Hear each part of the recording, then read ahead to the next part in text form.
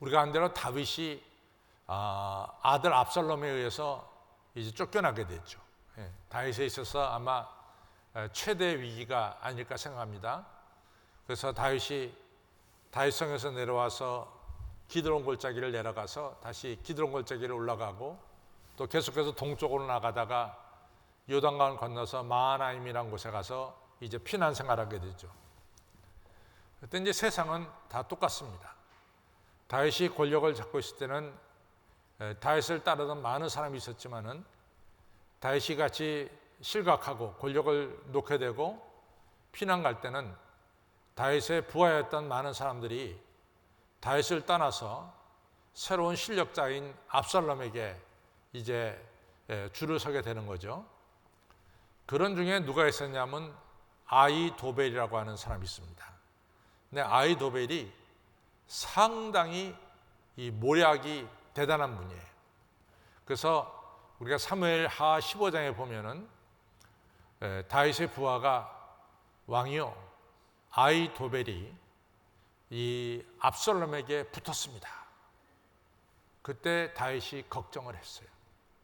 야, 큰일 났다. 저 사람이 대단한 모략 사람인데, 모략꾼인데 저 사람이 압살롬에게 붙으면은 큰 일이 아닌가.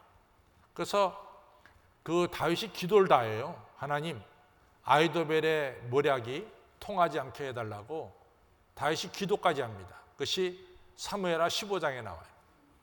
그래서 아히도벨이 압살롬에게 붙었고 또 아렉 사람 후세라고 하는 모략군도 역시 다윗 밑에서 일하게 됐습니다. 이제 다윗이 예루살렘 성을 포기하고 이제 도망갈 때 어떻게 할 거냐 다윗을. 그때 아히도벨이라고 하는 이 모사는 말하기를 지금 당장에 우리가 다윗을 쫓아가서 다윗을 죽여야 됩니다. 그래야만이 압살롬 당신이 이스라엘 전체를 다스릴 수가 있습니다. 지금이 이때니까 이때 군대를 동원해서 저 도망가는 다윗을 갖다가 공격합시다. 이런 제안을 했어요.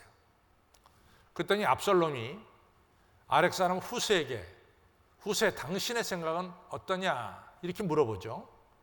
그때 후세는 말하기를 왕이 아시다시피 압살롬 당신이 알다시피 당신의 아버지 다윗은 큰 용사입니다. 대단한 용사죠. 우리가 다 알고 있지 않습니까? 또 다윗을 따르는 부하들 요압, 아비새, 아사엘 뭐 이런 다윗을 따르는 이런 부하들도 이 대단한 사람들 아닙니까? 그러니까 지금 따라가면 안 됩니다. 지금 따라가면 안 되고 만약에 따라간다 치더라도 아마 다윗의 부하들이 다윗을 숨겨놓고 다윗은 절대로 내놓지 않을 겁니다. 그리고 다윗의 부하들과 싸움할 수밖에 없습니다.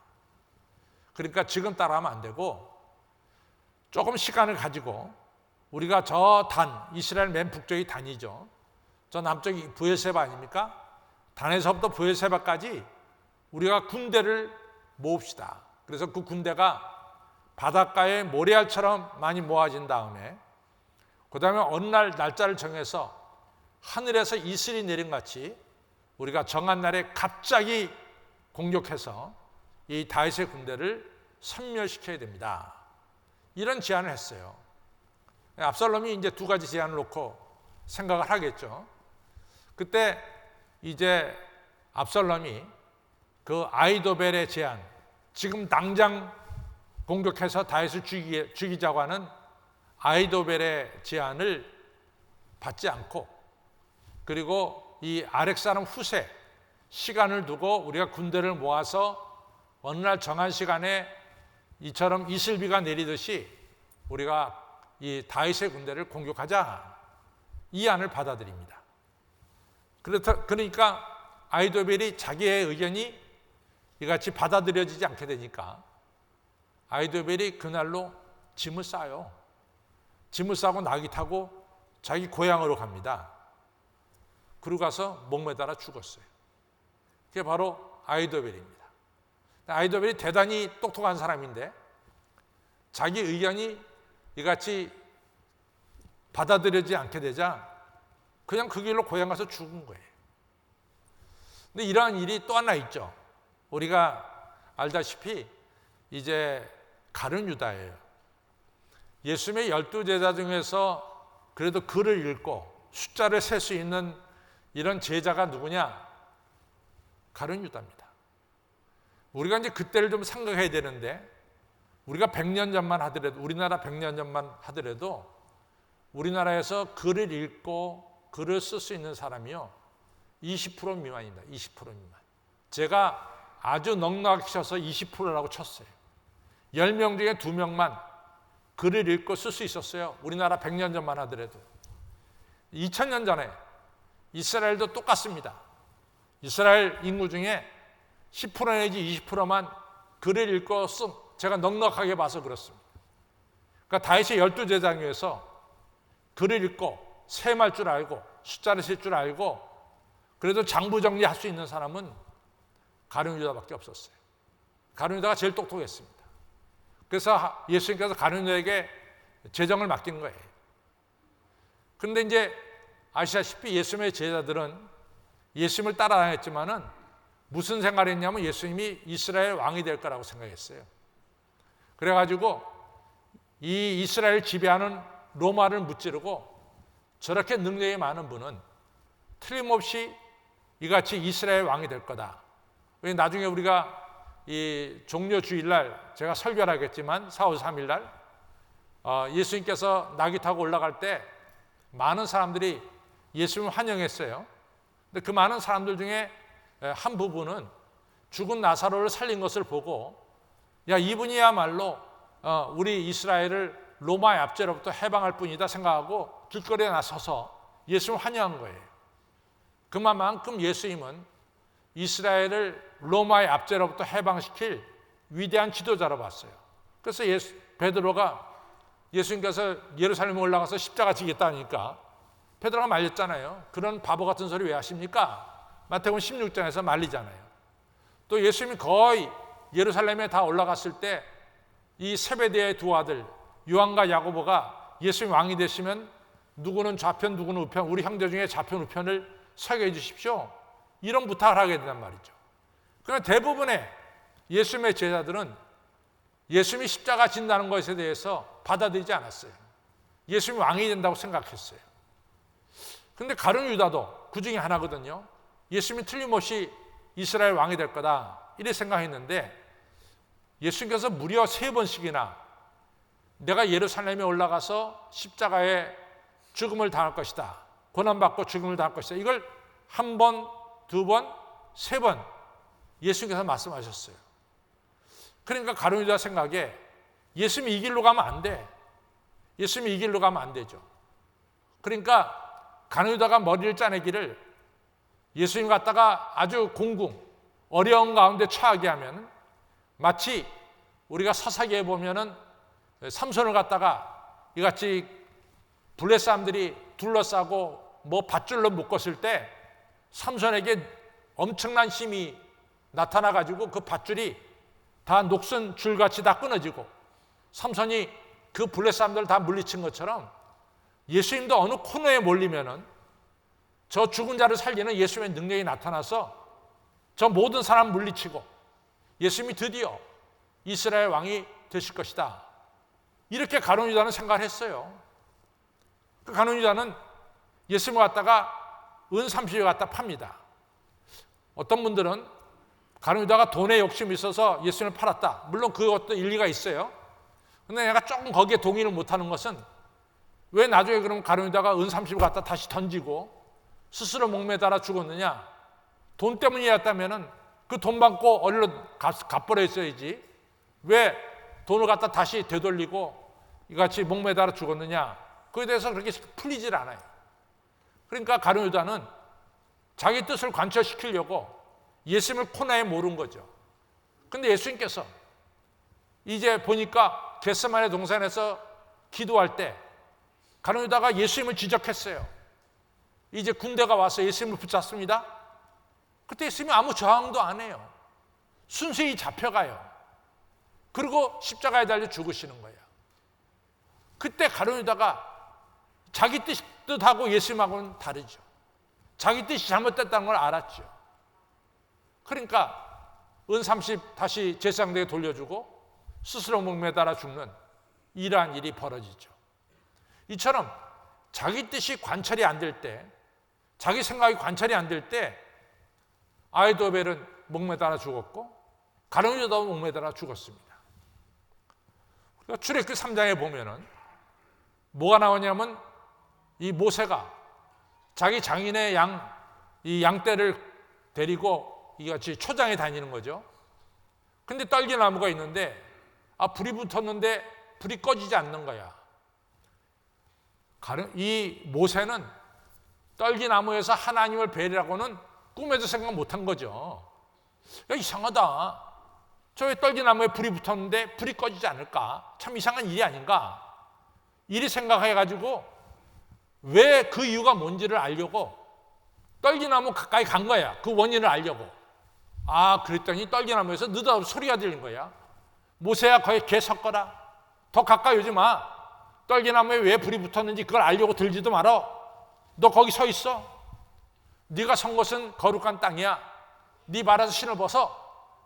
그래서 모세에게 하나님께서 사명을 주기를 너는 애굽에 들어가서 430년 동안 고통당하는 내 백성 이스라엘 백성을 출애굽시켜라. 이런 사명을 주시는 거죠. 모세는 떨기나무에 가까이 간 것은 떨기나무에 불이 붙었는데 왜 이 불이 꺼지지 않을까? 알고 싶었어요, 그 이유를. 그래서 가까이 가는 거야. 근데 하나님, 너 그거 알 필요 없어. 그건 네가 알 필요 없어. 넌 단지 내가 준 사명, 지금 애굽에 들어가서 애굽에서 고생하는 이스라엘 백성들을 출애굽시켜라. 이 사명 감당하라 이거죠. 모세가 순종합니다. 더 이상 자기 본래 목적, 떨기나무에 불이 붙었는데 왜 이 불이 꺼지지 않고 붙어 있는가, 그 이유를 알려고 더 알려고 들지 않았어요. 본래 자기가 알고 싶었지만 그거 더 이상 알려고 들지 않았어요. 하나님 맡겨준 사명, 애굽에 들어가서 이스라엘 백성들을 해방시키는 이 사명에 충실을 다한 것을 알 수 있습니다. 오늘 우리가 읽은 이 로마서 12장 3절에 마땅히 너희가 알아야 될 일을 알지 마땅히 그 이상을 생각하지 말아라. 오늘 중요한 얘기를 말씀을 하고 있죠. 내가 하나님 주신 은혜를 가지고 너에게 말하노니 마땅히 너희들이 알 바 거기까지만 알지 그 이상을 알려고 하지 말고 내가 받은 은사대로 너희들이 충실을 다하기를 바란다. 이런 중요한 말씀을 했습니다. 사실은 제가 이 말씀을 준비한 것은 2월 중순경쯤 준비가 됐어요. 제가 이제 3월 초하루가 사실은 우리가 모든 사역이 시작되는 날이기 때문에 받은 바 은사, 우리 할렐루야 성가대원, 할렐루야 성가대원, 또 우리 챔보는 챔보, 또 우리 피라본 피라보니, 또 여러분들 순장님 순장, 우리가 이 사명에 대해서 2020년도 맡겨진 사명에 대해서 충성을 다하자, 이런 주제를 가지고 사실은 말씀을 준비했어요. 근데 이제 3월 1일이 이 우리나라 김일전 3월 1일 100일주년이니까 3월 1일은 민족에 대해서 좀 설교를 해야 되겠다 해가지고 지난주에 우리가 이 사무엘상 7장에 나오는 이 에베네셀의 하나님에 대해서 우리가 살펴봤고, 오늘은 3월 8일 우리가 사역이 시작하는 날이니까 우리의 사역인 이한 순자임 순장, 또 목사임 목사, 이 사명을 우리가 주어진 사명에 충실을 다하자, 이런 생각을 가지고 오늘 말씀을 준비한 겁니다. 그래서 오늘 설교 제목이 맡은 사명에 충실하자, 이것이 오늘 설교 제목이 되겠습니다. 우리가 맡겨진 이 사역에 충성을 다하려면은 오늘 사도 바울이 우리에게 주신 말씀이 굉장히 중요해요.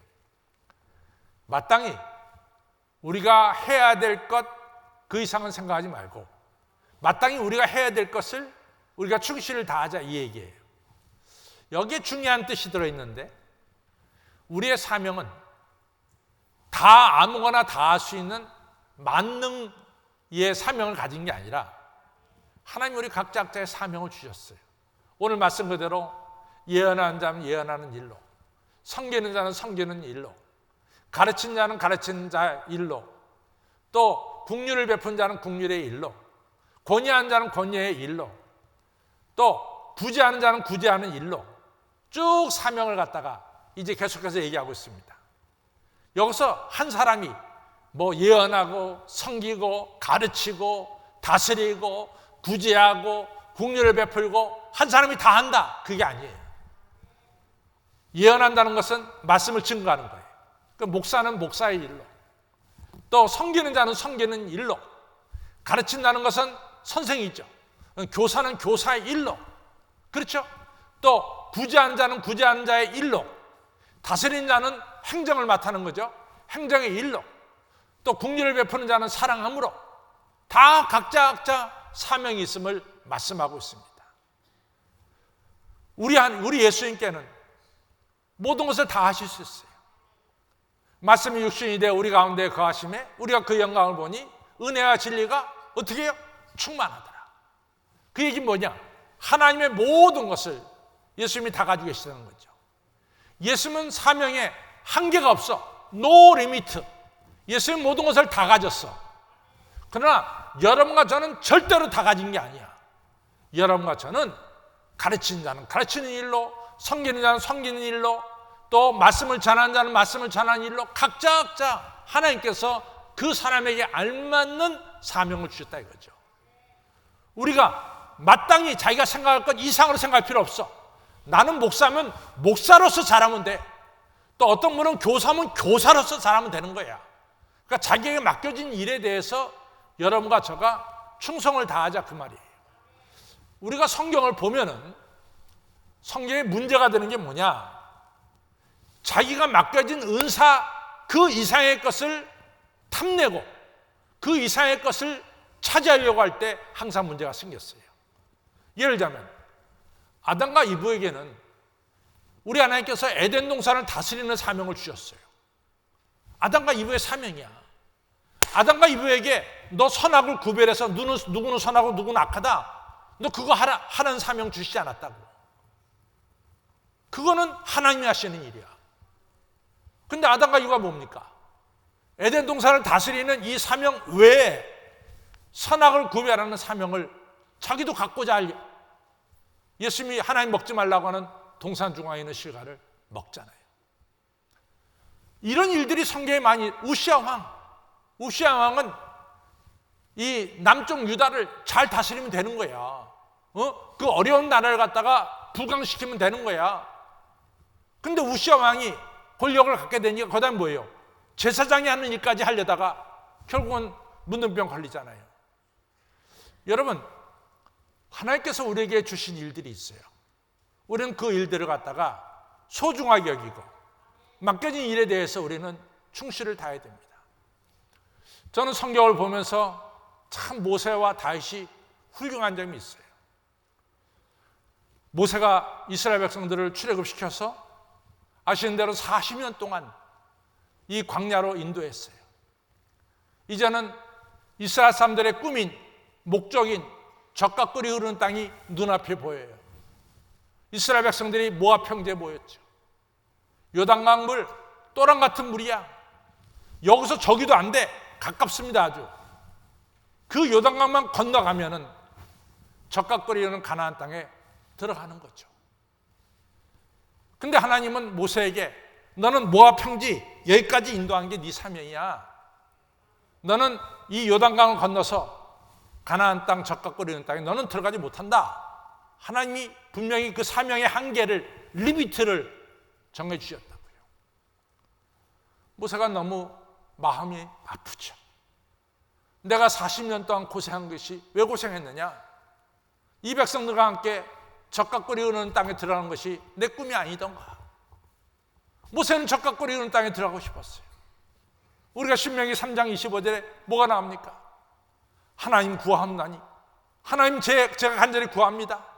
하나님 구하옵나니 나로 이 요단을 건너, 요단을 건너 저 아름다운 땅, 아름다운 산 레바논을 좀 보게 해주세요.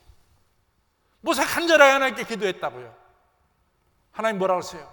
하나님이 진노하사, 성경에 신명기 3장 26절에 하나님이 진노하사 다시는 너는 내 이 일로 내게 간구하지 말아라. 너는 느보산에 올라와서 나에게 올라올 것이다. 여러분, 모세가요 수영 쳐서도 2, 3분만 수영하면 가나안 땅에 들어가. 그러나 하나님이 정해주신 한계, 너는 이 요단을 못 건너. 다시는 이 일로 내게 간구하지 말어. 그리고 너는 느보산에 올라가서 나에게 와라 말이에요. 모세가 그대로 순종합니다. 그 모세는 가나안 땅에 못 들어갔어요.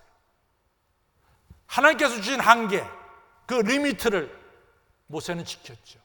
하나님 주신 그 분량을 지켰죠. 우리는 받은 바 은사에 분량이 있어요. 우리가 그 분량에 충실하면 되는 거야. 다윗도 마찬가지예요. 우리가 알다시피 다윗이 시편 150편 중에 100편이 다윗이 쓴 시야. 그 시가 다 뭡니까? 예배 때, 찬송 때, 기도 때 쓴 시라. 다윗이 얼마나 하나님께 예배를 기뻐했어요. 시편 84편에 보면 다윗이 이 압살롬 쫓겨서 마하나임에 갔을 때 다윗이 그래요. 하나님, 내가 성도들과 함께 예루살렘 성전에 올라가서 예배드리는 것을 생각하고 내가 깊은 슬픔에 잠겼습니다. 그때 성도들과 함께 예루살렘에 올라가서 예배드리고 그때가 너무 좋았습니다. 그런데 지금은 저는 예루살렘 성전에 갈 수도 없습니다. 제비도 성전에서 자기 집을 찾고 참새도 새끼들 보금자리를 얻었는데 저는 제비와 참새보다도 못하게 성전에 갈 수가 없군요. 그러면서 한탄하면서 지은 시가 시편 84편 아닙니까? 그토록 다윗은 성전을 사랑했어요. 그래서 다윗이 하나님, 사무엘하 7장에서 하나님, 제가 성전을 짓겠습니다. 하나님께서 다윗에게 말하기를, 야 다윗아, 내가 언제 너한테 내 성전 지어달라 그랬어? 너는 성전 못 지어. 네 손에는 피가 너무 많이 흘려 붙었어. 네 자손 때 가서 성전을 짓게 되리라. 다윗은 성전을 짓기 위해서 모든 재료 다 준비했어. 다윗이 성전 지어 그러면 즉시로 성전을 다 지을 수 있을 만큼 모든 자료가 충분했어. 그러니까 하나님이 너 짓지 마. 그리고 네 자손들이 지을 거야. 다윗이 거기에 순종하고 성전을 안 짓습니다. 자기 한계를 알았죠. 하나님 주신 한계를 알았죠.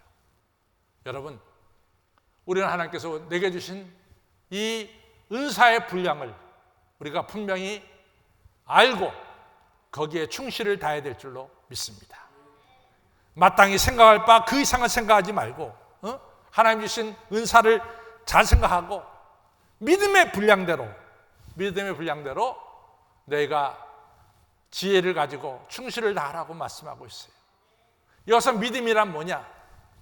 여러분, 우리의 믿음은 좀 나눠보면은 적어도 세 가지가 나옵니다. 첫째 믿음 뭐냐? 예수님께서 내 죄를 대신 지시고 십자가 달려 죽으셨어요. 그리고 3일 만에 부활하셨어요. 그것이 하나님 모르는 여러분과 저에게 하나님께서 베푸신 은혜예요. 하나님의 의로운 일이에요. 하나님과 원수처럼 지내는 그 사람들을 위해서 하나님께서 의로운 일을 하셨어요. 왜냐하면 그 사람까지도 구원하시기 위해서 하나님은 독생자 예수를 이 땅에 보내셔서 우리의 죄를 대신 지시고 십자가에 달려 죽게 했어요. 그래서 3일 만에 부활하셨다. 이것이 하나님 우리에게 베푸신 은혜입니다. 은혜를 아멘, 믿음으로 받아들인 것, 그 은혜를 내가 어셉트한 것, 하나님 정말 그렇습니다. 나 같은 죄인이어서 독생자 예수님을 보내시고 십자가에 달려 죽게 하시고 3일 만에 부활, 이 은혜 너무 감사합니다. 내 이 은혜를 믿습니다. 이것이 구원받는 믿음이야. 이것을 가리켜서 구원받는 믿음이야. 여러분과 저가 다 이러한 믿음을 가졌기에 오늘 이 시간 예배를 드리는 거예요. 바로 이것이 구원받는 믿음입니다. 그 다음에 이 믿음을 어떻게 해야 돼요? 우리가 지켜야 되죠. 지켜야 되지. 그거 갖다 인내하는 믿음이라고 그럴 수 있어요. 우리가 믿음을 지키는 것은 인내하는 믿음이죠. 그래서 다니엘 3장에 느부갓네살이 금상을 세워놓고 사드락과 메삭과 아벳느고에게 너희들 금상에 절해라. 절할 수 없죠. 사드락과 메삭과 아벳느고가 우리는 절대 절하지 않습니다. 너 절 안 하면 풀무쌍에 던져질 거야. 하나님이 우리를 거기서 건져내실 거예요. 그러나 하나님께서 우리를 건져내지 않는다 할지라도 우리는 절대로 우상에게 절하는 일은 없습니다. 얘기하죠. 죽으면 죽었지 절대로 우상에게 절하지 않습니다. 이 믿음을 가리켜서 뭐냐? 인내하는 믿음. 우리가 구원받은 믿음을 지키는 인내하는 믿음이다. 이렇게 말할 수 있죠. 여러분, 우리에게 지금 필요한 건 뭐예요? 지금 우리는 구원받은 믿음은 다 가지고 있어. 예수님이 나를 위해 십자가 달려 죽고 부활하신 그 구원받은 믿음은 다 가지고 있다고. 이제 중요한 건 뭐예요? 이 믿음을 지켜나가야지. 그걸 가르쳐서 요한계시록에서는 인내의 믿음이라고 말하고 있어요. 요한계시록에서는. 그래서 요한계시록 2장에 보면은 버가모에 사단의 위가 섰어. 사단의 위라는 것은 로마 황제의 흉상이 서 있는 거야. 그 로마 황제의 흉상 앞에 가서 로마 황제는 나의 주님이십니다. 이렇게 고백하게 만들었어요. 근데 크리스찬들이 안 하잖아. 그러니까 3번 기회를 줬어요. 해라, 안 합니다. 2번째, 해라, 안 합니다. 3번째, 해라. 3번째까지 안 하면 그때 죽였어요. 그러니까 되게 첫 번째, 2번째 넘어가는 경우가 많아. 3번째 해라. 3번째까지 안 한 사람이 안디바야. 그래서 요한계시록 2장에는 인내의 믿음으로 안디바가 순교한 것에 대해서 말씀하고 있어요. 끝까지 신앙을 지키는 인내의 믿음. 이 믿음이 있어요. 3번째는 하나님 말씀에 순종하는 믿음이 있죠. 그래서 아까도 얘기했듯이 모세가 요단강을 건너가지 않고 하나님 말씀에 순종해서 느보르산에 올라간 순종하는 믿음. 또 모세가 이 다윗이 성전을 짓지 않고 그 성전이 있는 것을 후손에게 맡긴 순종하는 믿음. 아브라함이 본토와 친척 아비 집을 떠나 하나님이 지시한 땅으로 가는 하나님 말씀에 순종하는 믿음. 이 순종하는 믿음. 이 믿음이 3번째 믿음입니다. 그래서 우리의 믿음을 크게 나누면은 예수 그리스도의 십자가를 믿는 구원의 믿음, 이 믿음을 지키는 인내의 믿음, 그리고 하나님 말씀에 순종하는 순종의 믿음이야. 구원의 믿음과 인내의 믿음과 순종의 믿음을 가지고 뭘 해라? 너희가 맡겨진 그 은사를 충실하게 감당하라. 이겁니다. 저 따라하세요. 구원의 믿음, 인내의 믿음, 순종의 믿음을 가지고 사명을 죽도록 충성합시다. 아멘. 그것이 첫 번째예요. 2번째는 자기가 받은 바 은사를 감사하게 생각해야 돼요.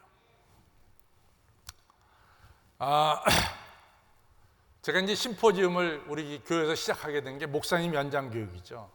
그래서 이제 제가 미국에서 목회할 때는 이 미국 장로교에는 법이 있는데 미국 장로교 소속 목사님들은 1년에 2주 동안 스타디 리브라 해가지고 공부를 해야 돼요. 공부. 그러니까 목사님들이 다 매주일 설교하는데 공부 안 하고 설교하면 안 되니까 목사님들 갖다가 1년에 2주 동안 다 모아놓고 이 교육, 재교육을 시킵니다. 이게 이제 컨티닝 에듀케이션인데 어떨 때는 미국 목사님들과 같이 공부하기도 하고 어떨 때는 한국 목사님들, 저 알래스카에서 아리조나까지 저 북쪽 남쪽에 있는 한국 목사님들 다 모아서 공부를 시키기도 해요. 근데 이제 이번에는 미국 장로교에 소속된 한국 목사님들이 다 모여서 공부할 때인데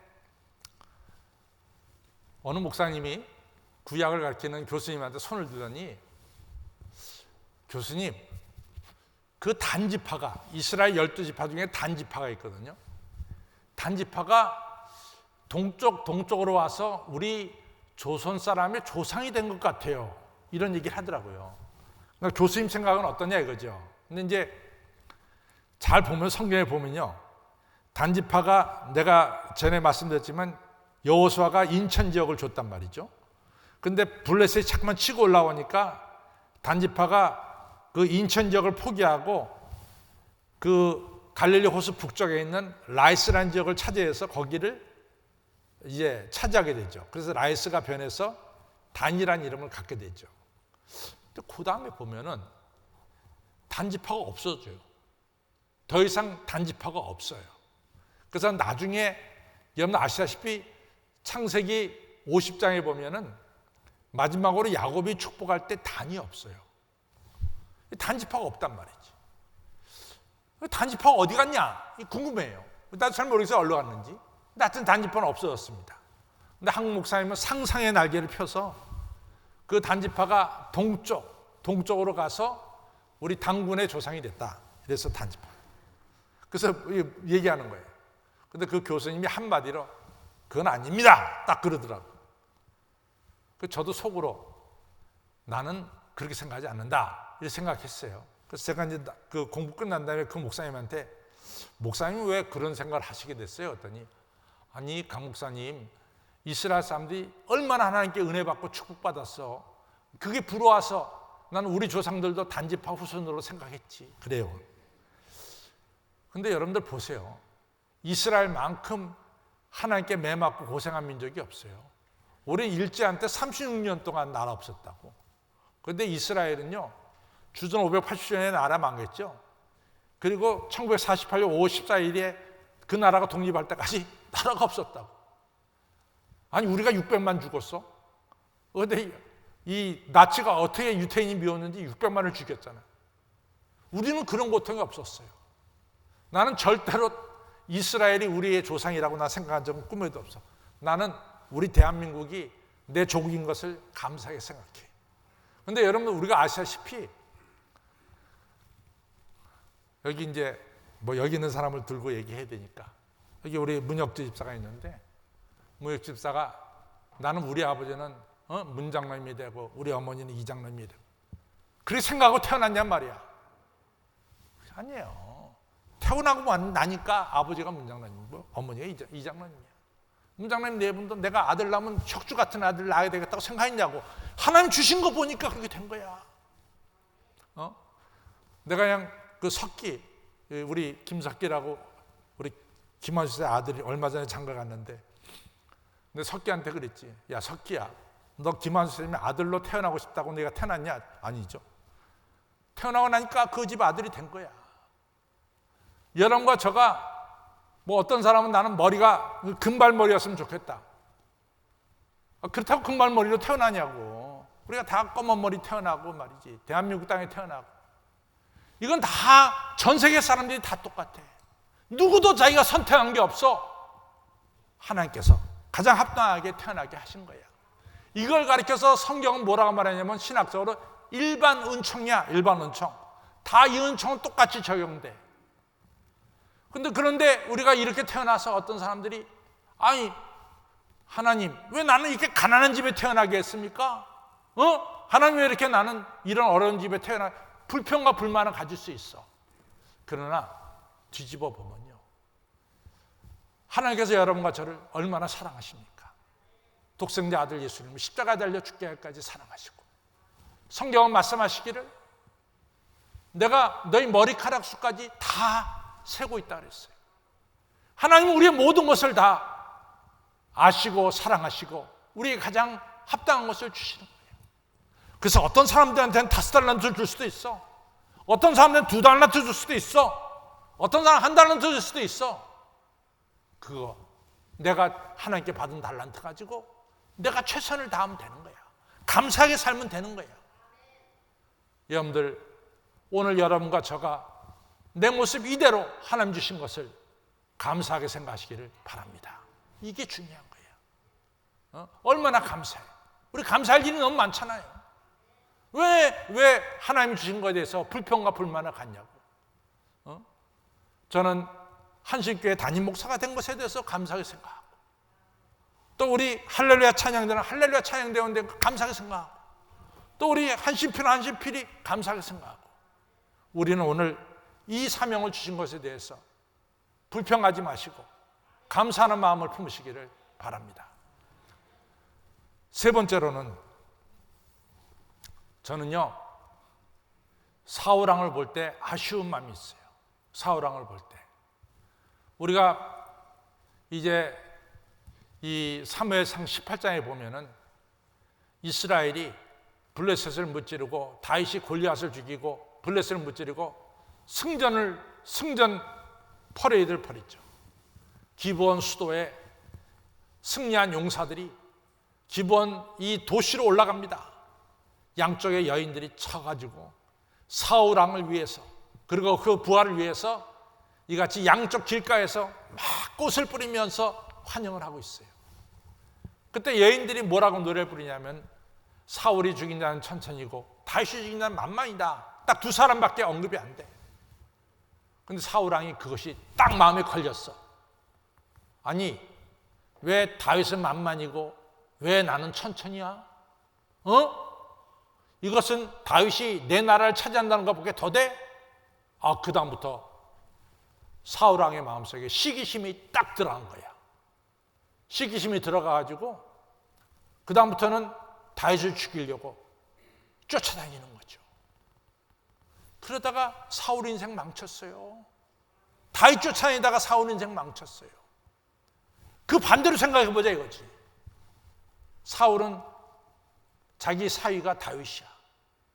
이 다윗 너무나 전쟁을 잘해. 이런 다윗이 자기 밑에서 계속해서 일하고 있었다면 얼마나 사울이 영광스러운 왕이 됐겠냐 말이지. 우리가 알다시피 다윗은 자기 상전을 배반하는 사람이 아니에요. 사울 왕이 그토록 다윗을 죽이려고 했어도 다윗은요, 기름 부은 자를 건드려서는 안 된다고 생각하고 건들지 않았어요. 얼마나 충성스러운 사람이야. 그 사람이 자기 밑에 있었다면 얼마나 좋았어. 그 사람 죽이려고 그러다가 자기 죽었잖아. 이 시작이 뭡니까? 시기심이라고. 시기심이 인생을 망쳐요. 질투가 인생을 망쳐요. 요한복음 21장에서 이제 베드로가 예수님께 그러죠. 예수님, 저 예수님 품 안에 있는 예수님 사랑하는 저 제자 어떻게 되겠어요? 뭐라 그래요 예수님이? 야 베드로야, 저 제자를 내가 다시 올 때까지 살려둔다 안 돼. 너하고 무슨 상관 있어. 너는 네 맡겨진 일에 충성을 다해. 왜 남의 것 상관해? 남과 왜 비교해? 네가 맡겨진 일에 너는 충성을 다하길 바란다. 여러분 그렇습니다. 시기심은 버리시길 바랍니다. 내가 오늘 하나님께서 내게 주신 일, 남과 비교할 필요가 없어요. 내게 주신 일을 여러분과 저는 충성을 다해서 여러분 사명을 감당하시기를 바랍니다. 그것이 우리가 할 일이에요. 2020년 3월을 맞이해서 우린 순장, 여러 가지 사명들이 다 있어요. 여러분 주신 사명에 감사하시고, 주신 사명 남의 것 잠깐 부러워하거나 그러지 마시고 내게 주신 사명 감사하면서 시기심 없이 충성을 다해서 우리 주 앞에 서는 날 네가 전 일에 충성했으니까 잘했다. 그리고 큰 것으로 내가 너에게 주겠다. 이러한 상급과 축복받는 여러분과 저가 되기를 주님의 이름으로 축원합니다. 다 같이 일어나시겠습니다.